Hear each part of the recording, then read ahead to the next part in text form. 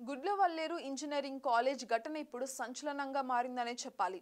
ఏది నిజం ఏది అబద్ధం అన్నది తెలియనంతగా ప్రచారాలు కూడా జరుగుతున్నాయి దాని మీద.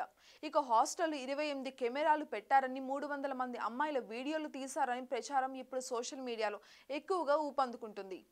కానీ పోలీస్ శాఖ మాత్రం ఇదంతా కూడా ఫేక్ అని అలాంటిదేమీ అస్సలు జరగలేదని సమాచారం అయితే అందుతోంది. అయితే ఈ ఘటన మీద విచారణ చేపట్టాలని సీఎం చంద్రబాబు నాయుడు కూడా ఆదేశించారు. ఇక ఈ ఘటనను స్వయంగా సీఎం పర్యవేక్షిస్తున్నారనే చెప్పాలి. ఒకవేళ నేరం రుజువైతే కఠిన చర్యలు కూడా తప్పవని అన్నారు. అర్ధరాత్రి హాస్టల్లో కాలేజ్ విద్యార్థులు చేసిన ఆందోళనకు సంబంధించిన వీడియోలు, అదే విధంగా వాటికి సంబంధించిన మరిన్ని వీడియోలు నెట్టింట్లో బాగానే వైరల్ అయ్యాయి. ఫైనల్ ఇయర్ విద్యార్థిని ఇలాగా చేసింది అంటూ కొందరు ఆమెను పట్టుకొని చితకబాదారట.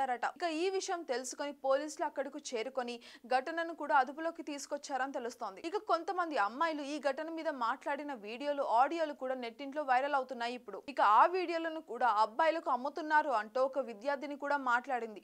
ఇక దాదాపు 300 మంది అమ్మాయిలు వీడియోలు ఉన్నట్టుగా కూడా తెలుస్తోంది అంటూ విద్యార్థులు కూడా చెప్తున్నారు. ఇక కానీ ఇందులో నిజాలు నిగ్గు తేల్చాల్సి ఉంది. ఇక కొంతమంది అమ్మాయిలు ఈ విషయం తెలుసుకొని మరీ మనస్తాపానికి కూడా గురవుతున్నట్టుగా మనకు తెలుస్తుంది.